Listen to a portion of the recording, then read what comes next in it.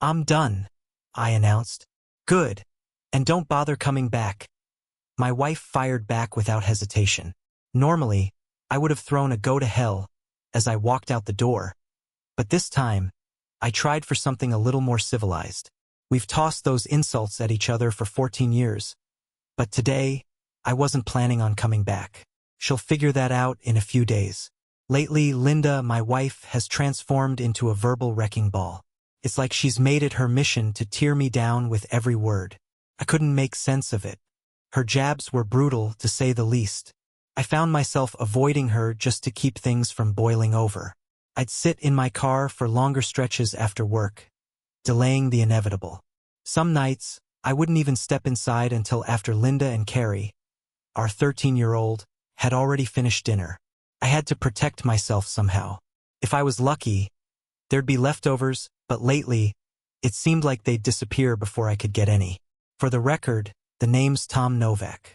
Officially, it's Peter Tom Novak, but since my old man's also a Peter, they decided to call me Tom to avoid confusion.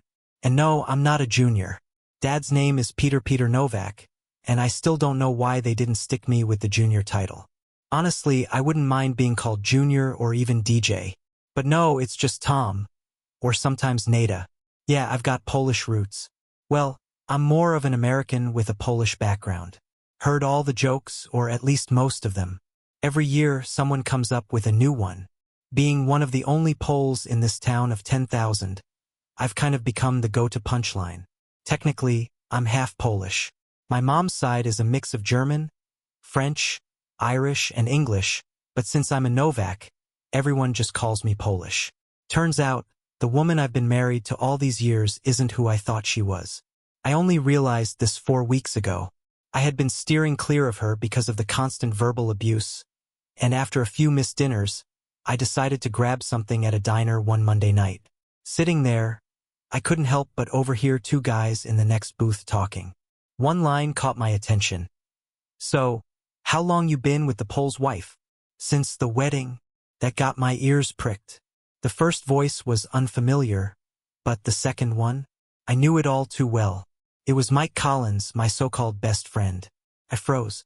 I didn't hear much after that, except when Mike chimed in again, saying, "Yeah, we meet up at least twice a month." Tom's so clueless. It's like dumb luck. Just then, the waitress came by to take my order, but all I could manage was a quiet, "Sorry, I've gotta go." I got out of there fast, making sure Mike and his buddy didn't see me. I couldn't believe what I'd just heard. My wife, Linda, and my closest friend, the guy who stood right next to me at my own wedding. He's also been my go-to mechanic for years, and that's not changing anytime soon. Not officially, anyway. He's more of an exclusive contractor who handles all the maintenance and repairs for my cars. In case you didn't know, I run a used car dealership. Yep, I'm a used car salesman. Heard all the jokes about that, too. But business is good. People trust me to give them reliable cars at fair prices, and if something goes wrong, I make sure it's taken care of. Mike is a great mechanic, and I've kept him busy and paid well. I even thought about bringing him on full-time, but he once joked that he'd never respect himself if he worked for a Pole. He laughed it off, but I could tell he half meant it. I still hired him as a contractor, though. Truth is, I'm his only source of income, and that little fact is going to be his downfall. As I drove away from the diner, my mind was racing. Was Mike just boasting? Or was he serious? I could have hired a private investigator to dig into it, but if their meetups were that rare, it might end up being a waste of money. So I decided to do some digging myself. When I got home, Linda was her usual self, which was fine by me. I needed to know the truth before I confronted her. Once she fell asleep, I checked her email. Nothing suspicious there. Her phone was locked, but I knew her password. It was our daughter's birth date, of course. I found a few questionable messages, but none from Mike. His name in her contacts didn't seem odd, given that he's supposed to be my friend. Maybe Mike was just running his mouth, trying to impress his buddy. But something about Linda's recent behavior made me think there might be more to it. Maybe not with Mike, but someone else. I couldn't shake that feeling, and it kept me up until almost 3 a.m. The next day at work, Mike was his usual self, cracking his usual Polish jokes. Normally, I'd laugh it off, but that day I snapped. What do you even know about Poland, Mike? Bet you couldn't find it on a map if your life depended on it. You love making jokes about Poles, but I'm sure they could at least find the US on a map. Maybe even our state. Now get to work. Mike stared at me, speechless. He knew something was up. He's never been the sharpest tool in the shed, street smart. Sure, but not much for books. That's probably why we got along in high school. I helped him with his homework, made sure he graduated. Now I was questioning whether I should have even kept him around all these years. I went back to my office, shut the door, and started thinking about how to get real proof. Confronting both of them without hard evidence wouldn't get me anywhere. They'd just deny it and I'd be back at square one. I called a private investigator in Santa Fe and explained the situation. He told me it would be expensive to monitor them, given how infrequent their meetups were. Why not just track her phone? At least you'd know where she's going, he suggested. Or set up cameras at home, but unless you're willing to shell out for high-end ones, they're probably going to be noticed. In the end, he recommended a tracking app for her phone and didn't even charge me for the advice. Consider it a freebie, he said. Everything I told you is pretty much common knowledge online anyway. Still, I appreciated his help and promised to send him a check. If you ever find yourself in Silver City, swing by Novak's lot, I offered. Don't usually make it out that way, but I'll keep it in mind, he replied. He seemed genuine enough. A big part of why I've done well in business is making people feel like they matter. I learned early on that folks crave that, and it's kept me going ever since.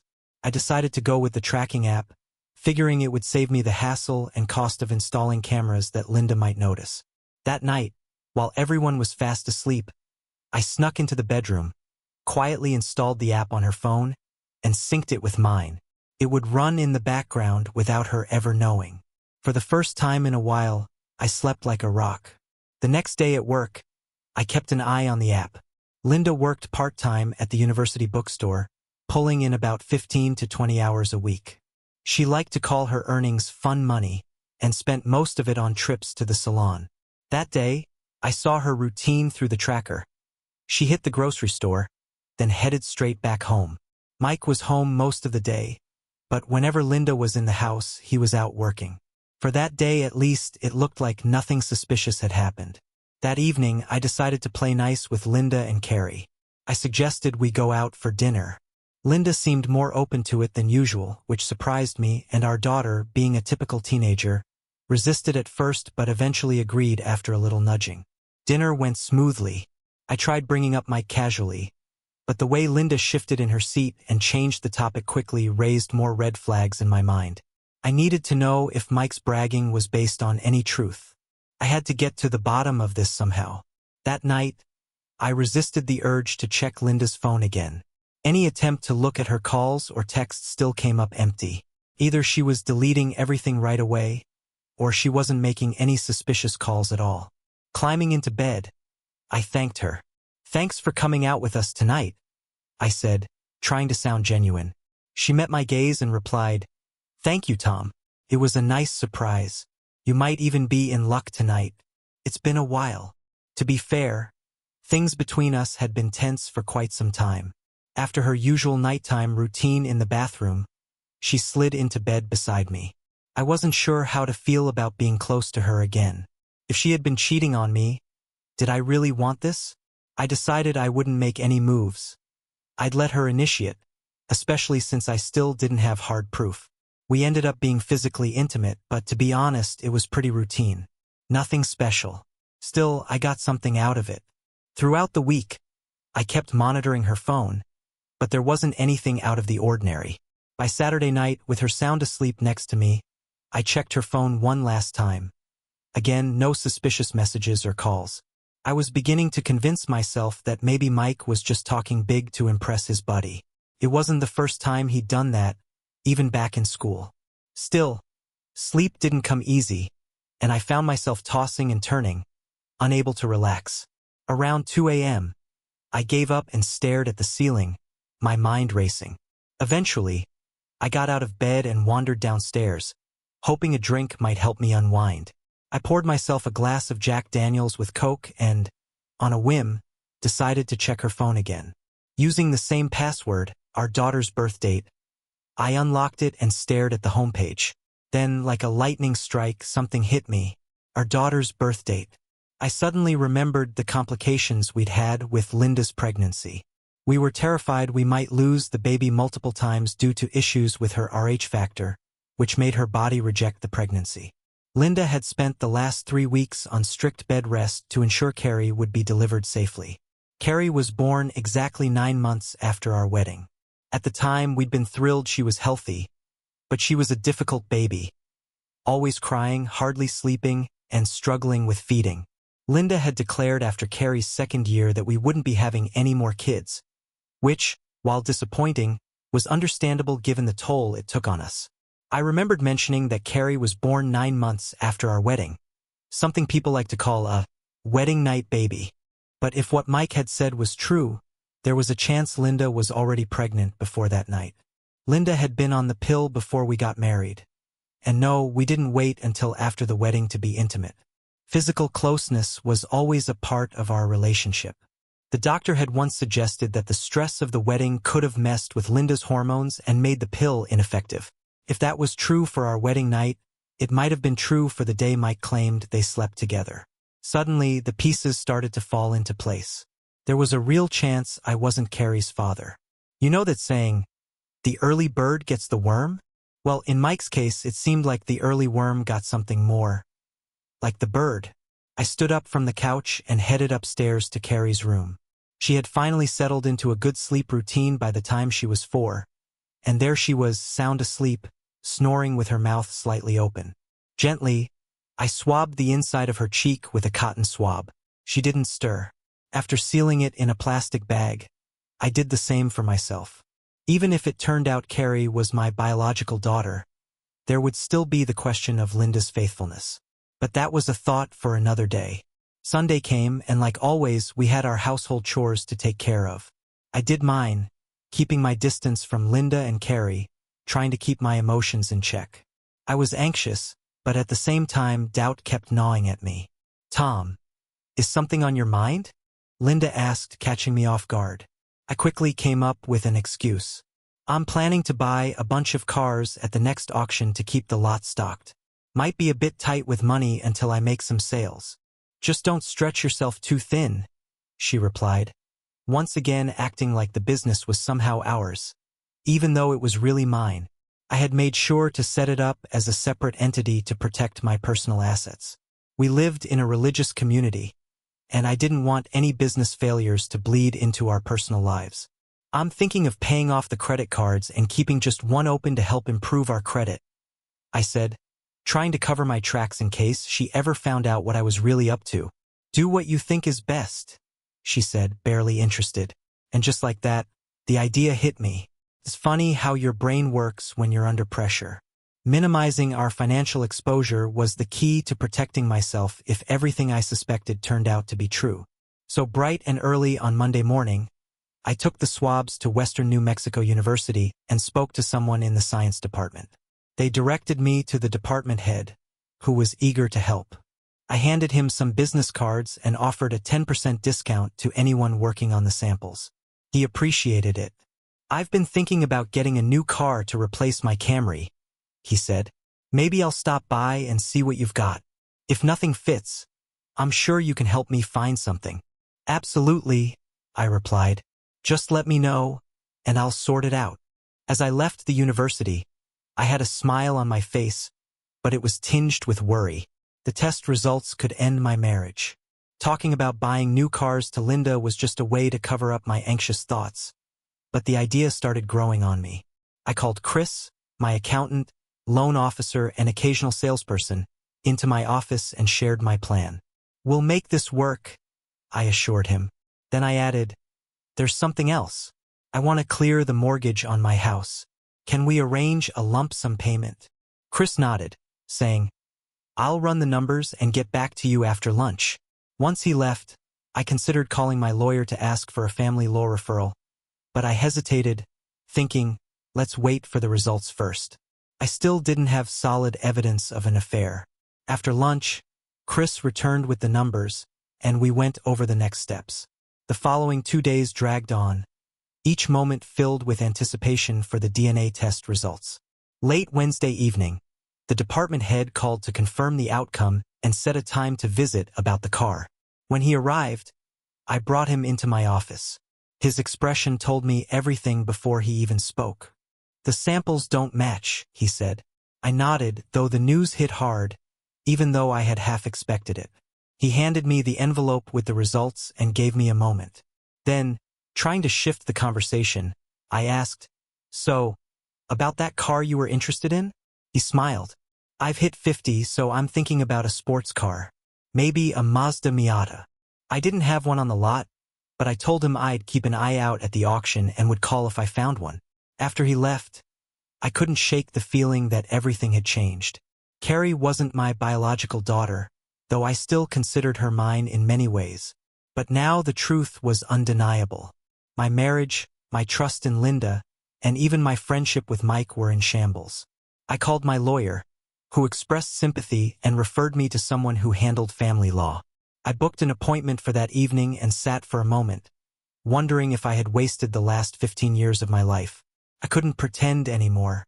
I had suspected something before, but now I had proof. Mike would face the consequences, that much I knew. It didn't matter how long we'd been friends. After everything, I'd prefer enemies over friends like him. Linda, too.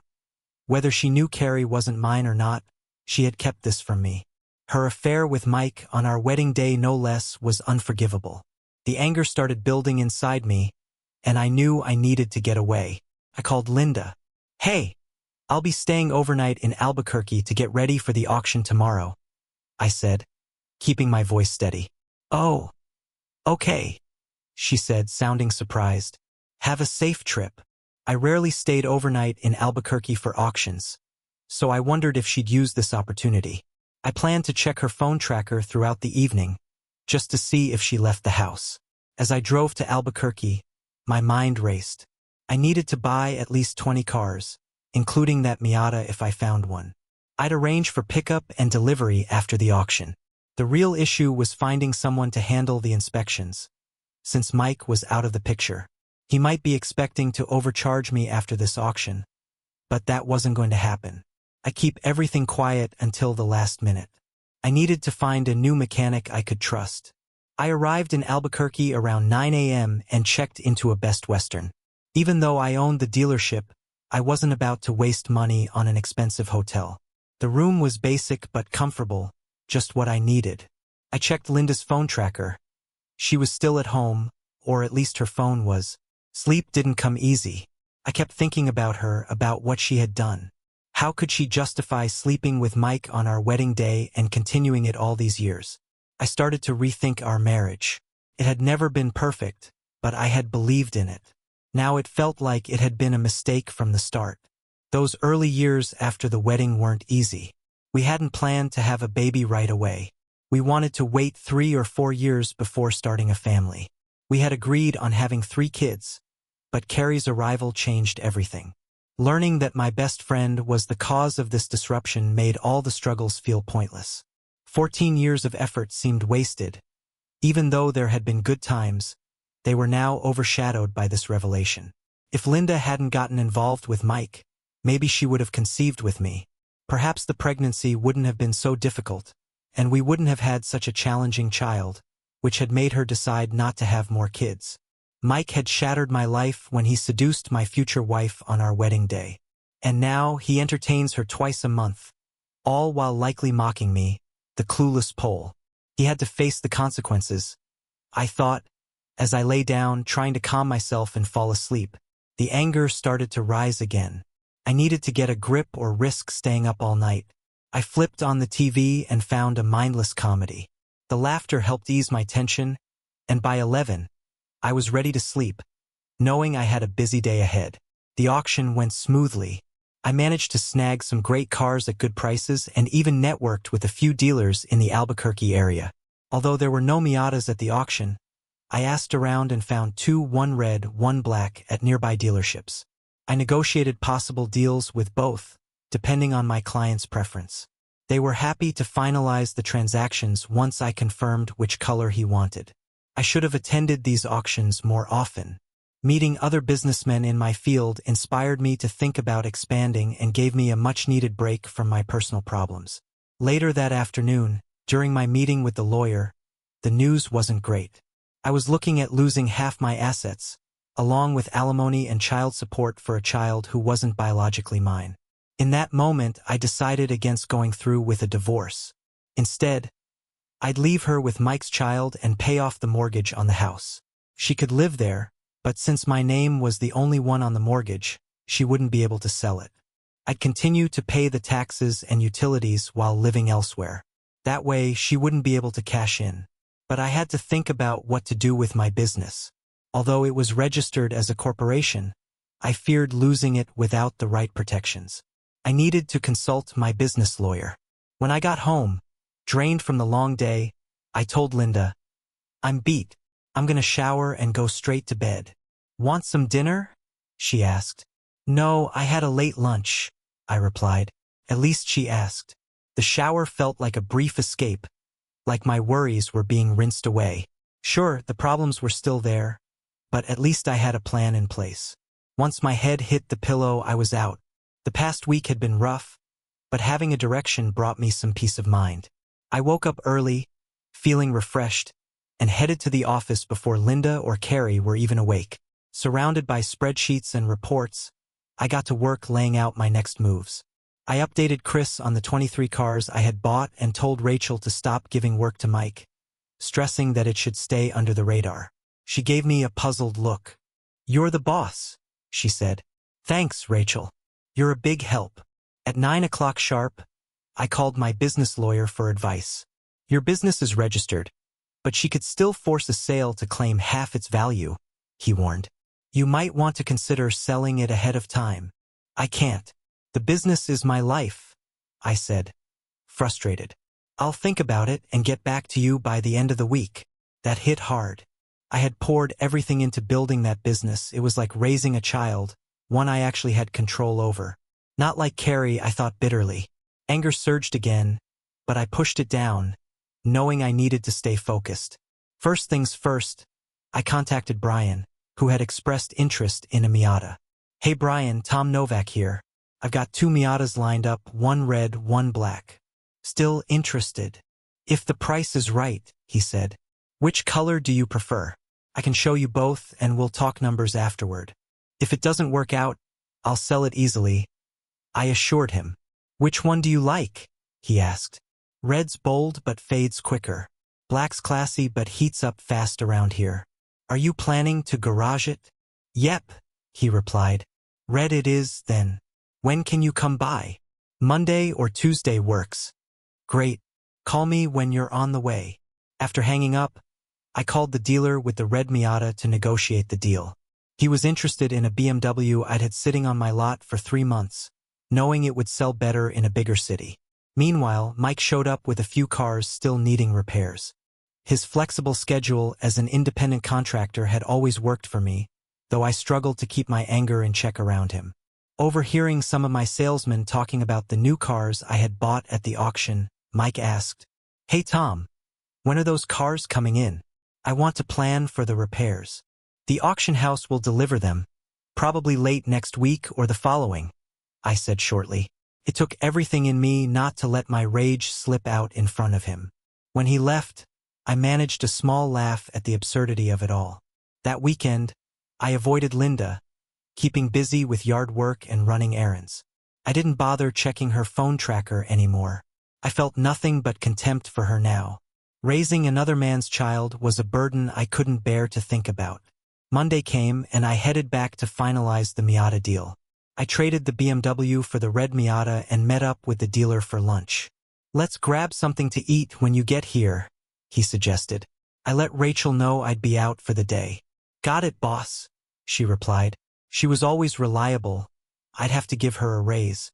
The drive back in the Miata with the wind in my hair felt like a little taste of freedom. Deciding to splurge a bit more, I made up my mind to get the black car too, realizing a 2-seater was all I really needed. Before long, I pulled into the driveway with the fiery red sports car. Linda looked out the window, exchanged some words with Carrie, and then they both stepped outside to take a closer look. "Why do you need this car, honey?" "We need something with a back seat for Carrie," she remarked in that patronizing tone I'd come to expect. "I just picked it up from Albuquerque for a client. Thought you might want to take it for a ride." I responded. "No, honey, I'm not a fan of small cars," Linda retorted, a hint of disdain in her voice. "Carrie," I called, motioning for her to come join us. "No, Dad. I get teased enough as it is because of my last name. I don't need to be seen with a Polish used car salesman," she said bluntly. Her words stung. Typical teenage bluntness, but it still took me by surprise. Where was this coming from? I glanced at Linda, and she acted like Carrie's remark was no big deal. It was clear now, both the women in my house were disrespecting me. I knew teenagers could be distant from their parents, but the way Carrie spoke made me question whether my family life had ever been real. "I'm going for another drive. I'll be back later," I announced, shifting the car into reverse and speeding off. Frustration fueled me as I drove around the streets of Silver City. I didn't return until around 9:30. Exhausted, I went straight upstairs, took a quick shower, and crawled into bed. Linda came into the room after I didn't emerge from the shower, flicking on the bright light that stung my eyes. Squinting, I closed them. "Are you sulking because we didn't want to ride in the sports car? Aren't you going to spend time with your family? You're not just Polish, you're childish," she teased. Her sudden attitude shift baffled me. Something told me this all stemmed from Mike. Her time spent with him had clearly influenced how little she cared for my background, and now it had rubbed off on our daughter. Except she wasn't even my daughter. No matter how much I'd supported her, I needed to accept that truth. "Looks like you and your daughter would rather not have a Pole around, so maybe you two should just leave," I shot back, my anger bubbling over. Her dismissive attitude only fueled my rage. She would regret treating me this way. From that point on, the atmosphere in the house turned cold, silent. The next day, I called Brian, who came over to check out the Miata. He loved it. We talked numbers, and he was thrilled when I offered it at $3,000 under the Kelley Blue Book value. As we finished up the paperwork, Brian mentioned, "My best friend handles purchasing for the university. We rotate about 16 cars every 2 years. It's not a huge deal, but maybe you could speak with him. Always happy to do business, and I'll make sure he gets a good deal," I replied. "I'll have Mark reach out to you by the end of the week," Brian said. "Thanks," I responded. This was how I built my business, treating people right and appreciating their referrals. On Wednesday, my lawyer called. "Hey Tom, I think I have a solution to your situation. Can you stop by this afternoon?" "Absolutely. I'm ready to get things moving." The tension at home had become unbearable, so I was eager for any progress. When I met with my lawyer later that day, the plan he proposed sounded promising. It would take a couple of weeks to execute, but if it worked, it would be worth it. Over the next 2 weeks, I gradually moved personal items and tools from the house to a nearby apartment. Meanwhile, Mike was still waiting on the 24 cars to work on, but I kept putting him off. During the weekend, while Linda and Carrie were out, I spent time doing yard work and quietly clearing out my closet. Since Linda did laundry during the week, she hadn't noticed the empty space yet. This brings me back to that Monday night. When I told Linda I was leaving, she was as rude and dismissive as ever, again targeting my Polish heritage and my work as a used car salesman. In the past, I would have gone to a motel for a night or two depending on how angry I was, but this time was different. Tuesday morning, I arrived at the dealership early, gathered my employees in the conference room for our usual weekly meeting. No one suspected anything out of the ordinary. I began, "Good morning. As you know, the cars I bought a couple of weeks ago arrived yesterday. They've been inspected and are ready for sale. We won't be using Mike for any more work here. If he asks, just tell him we're going in a different direction." Then I paused. "You've all been amazing. You're like family to me, which makes this tough to say." I wiped a tear before continuing, "I've sold the business." The room was filled with surprised looks. I added, Nothing will change for you, except that Rachel will be taking over some of my duties, and with that comes a raise. Though stunned, they started congratulating Rachel, acknowledging how hard she worked and how deserving she was. Rachel, let's talk after the meeting. We have some things to go over, I said. I'll still be around in an advisory role and may occasionally sell a car, but I won't interfere with your sales. Everyone was relieved that I wasn't disappearing completely. As we left the room, Mike was standing there. Hey, why wasn't I in that meeting? He asked, surprised. Because it was for employees and you're not on the payroll, I explained. He looked taken aback. I see the cars are here. I'll get started on them, he said. There's no need, I replied firmly. They're already prepped and ready for sale. But I always inspect the cars, he protested. Mike, I sold the business, and the new owner wants to go in a different direction, I said, holding back my anger. I wasn't ready to confront him fully. There'd be a time for that later. Less was more for now. I can't believe you sold the business, he exclaimed, as though it was somehow about him. You can pick up your check for the past 2 weeks. It's not much. Rachel didn't send much your way, I said bluntly. He'd expected to work on the cars, but he was out of luck. I didn't feel any sympathy for him. In fact, I wished I could tell him exactly what I thought of him. After the meeting, I spoke with Rachel and asked her to keep our conversation confidential. Of course, Tom. I'll never say a word unless you want me to, she assured me. Here's the plan. I've set up 2 companies, both registered in Nevada. One buys the parking lot, the other buys the business. I own all the shares in both. When I eventually divorce Linda, she won't be able to get the business, I explained. Why? She asked, surprised. I've moved out. Linda doesn't know it yet, but I'm not coming back. She had an affair with Mike. And to make things worse, Carrie isn't my daughter. I'm pretty sure she's Mike's. I don't know if Linda even realizes that, or if Mike does, but they'll find out soon enough. I'm not planning to divorce right away, though. I'll keep paying for the utilities and taxes on the house, so she can't claim abandonment if she decides to file. I don't want her getting the business, which is why I set it up to be bought twice. By the time she figures it out, the money will be gone. Plus, I'm barely making anything from consulting and a few commissions. You'll handle the day-to-day operations, Rachel. I trust you completely, I told her. Rachel smiled at the news of taking over some responsibilities. But when I mentioned Linda and Mike, her face grew serious. She was someone I deeply respected. I have one more thing I need you to do before I leave, I said. Order a new sign and letterhead. We're changing the business name to Helpless Car. That will help reinforce the idea to Mike and Linda that the business is under new ownership. I spelled out the name carefully to make sure she got it right. She looked a bit confused. I'll explain the name choice one day, but for now, just know it tells the whole story, I added. Though she seemed unsure, Rachel trusted me enough to follow through. With that, I said my goodbyes to everyone and headed out. I got into my Audi and began the drive to Albuquerque. About 2 hours later, my phone rang. It was Linda, calling sooner than I expected. This was typical. Whenever I left for a day or two, she'd call, we'd talk, and I'd return home. Things would change briefly, but then we'd argue again, and the cycle would repeat.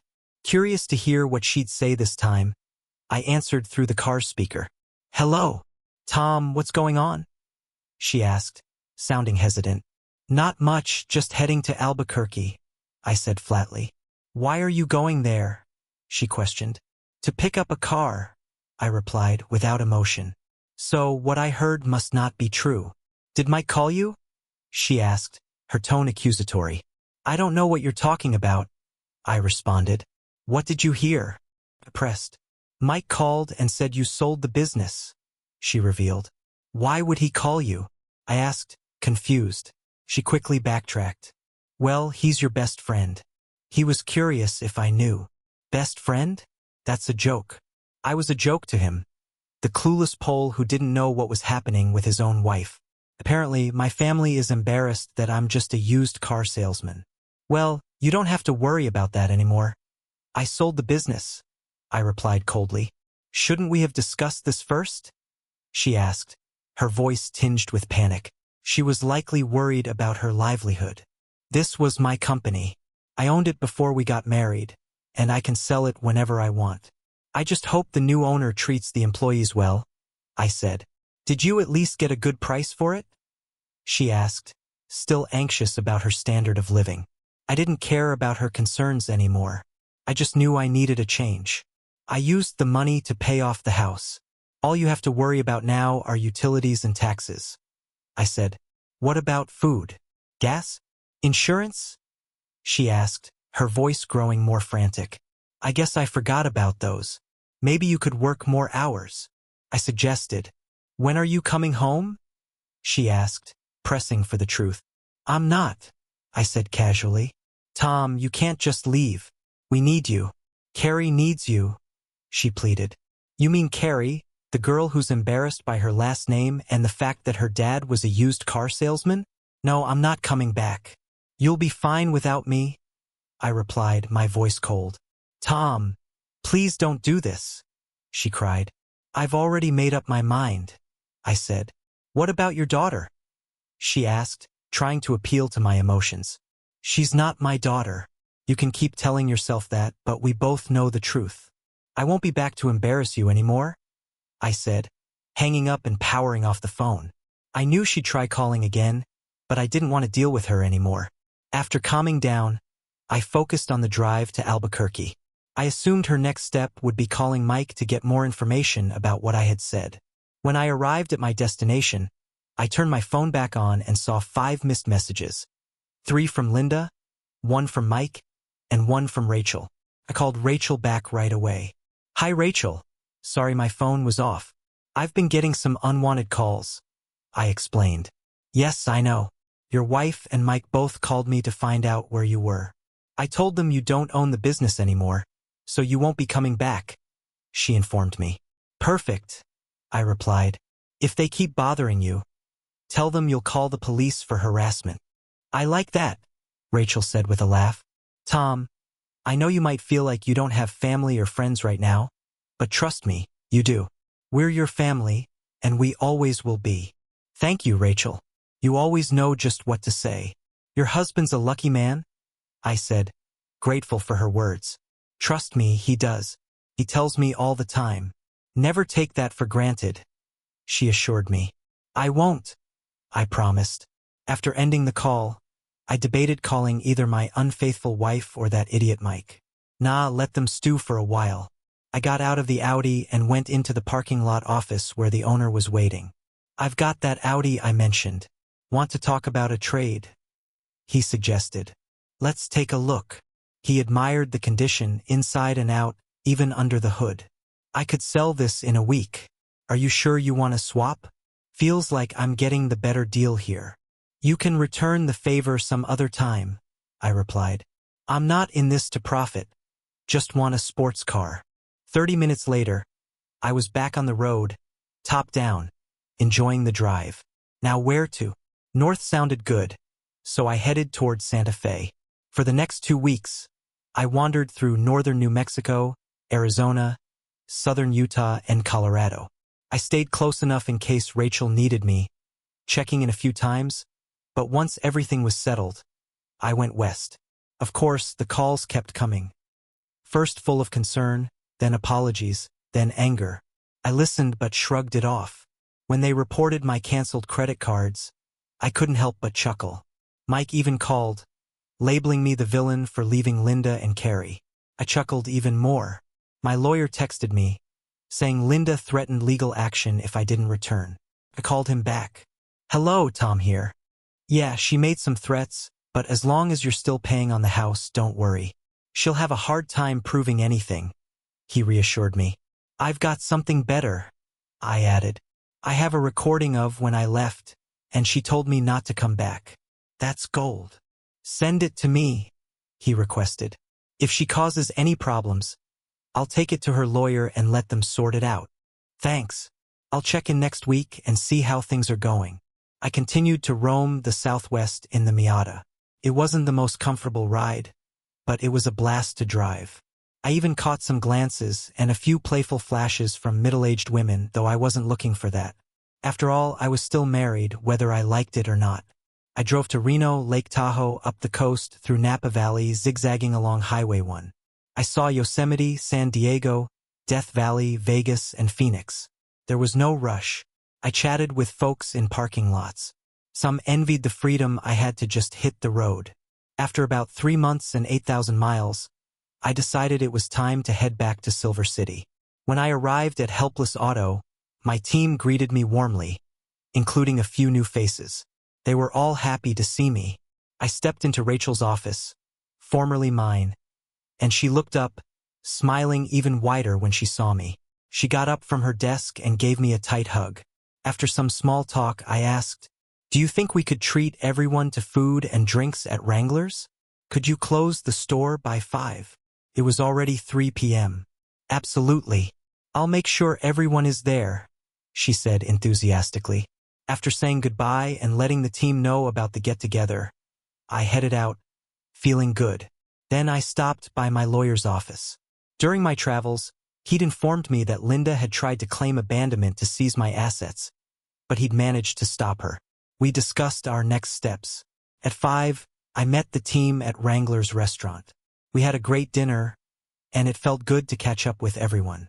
As the evening wrapped up, people started leaving, until it was just Rachel and me. She looked at me and said, "You know, Tom, you might feel powerless and lost, but you're wrong. You just trusted the wrong people." I met her gaze. "So, you figured it out?" "Yes, it took a while, but when you mentioned that the new name told the whole story, it stuck with me until I realized what you meant. You may be Polish, but those jokes about your heritage never defined you. They insulted who you really are." "Thank you, Rachel. You're the reason I came back. I needed to see how you were managing my responsibilities. And I'm happy to say you didn't just fill my shoes. You made your own path." "I had a great mentor," she said gratefully.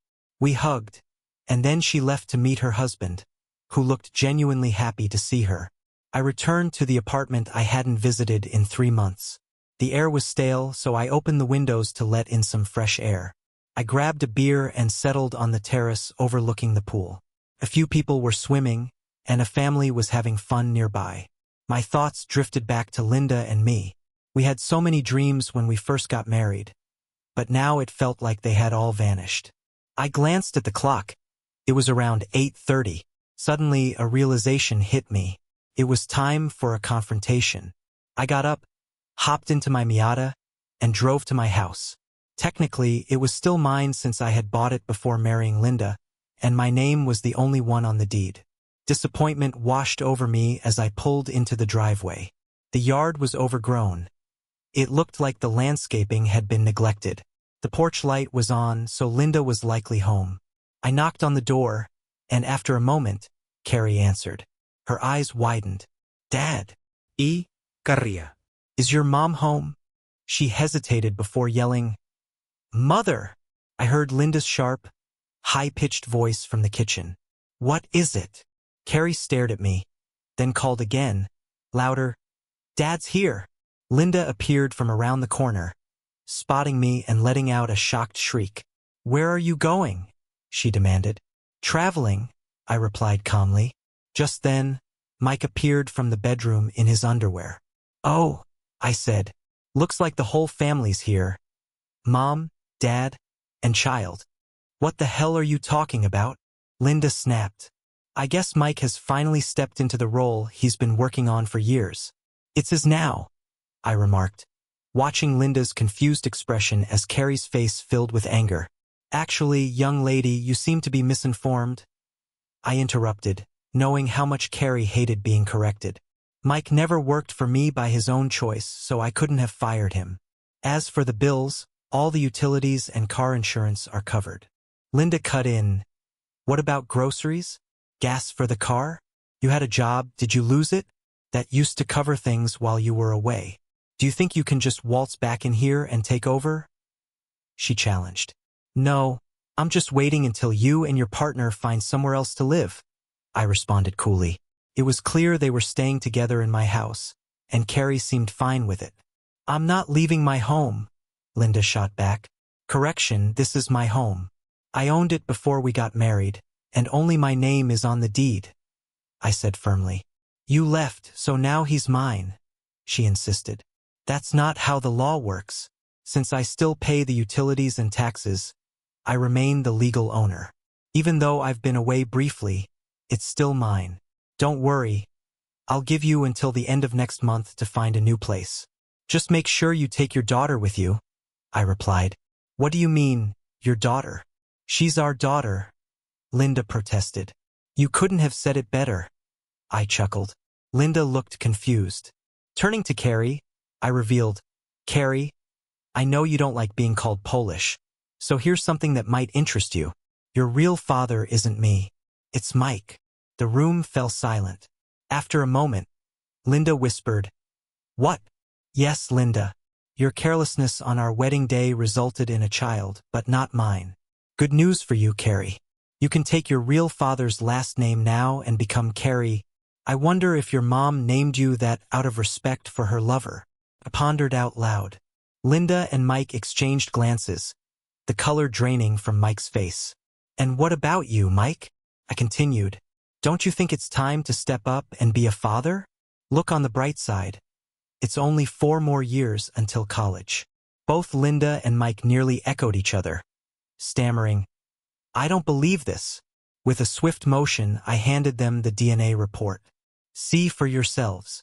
They snatched it up, read it, and then collapsed back into their chairs, speechless.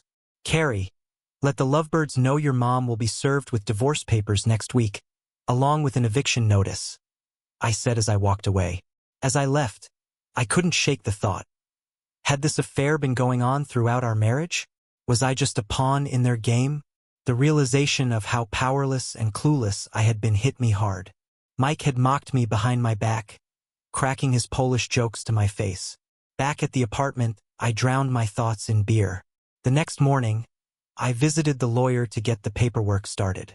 Even though I'd likely have to sell the house and split the proceeds, I hoped that, since I was barely working, I wouldn't owe any alimony or child support, especially with another man in my place. The betrayal by Linda and Mike cut deep. Rebuilding trust, whether with a man or a woman, seemed like a daunting task now. Maybe therapy wasn't such a bad idea after all. As the divorce process began, I returned to the dealership and made it clear to everyone that I wasn't the boss anymore. I only needed to make 1 sale a week to cover my basic expenses. Nothing more.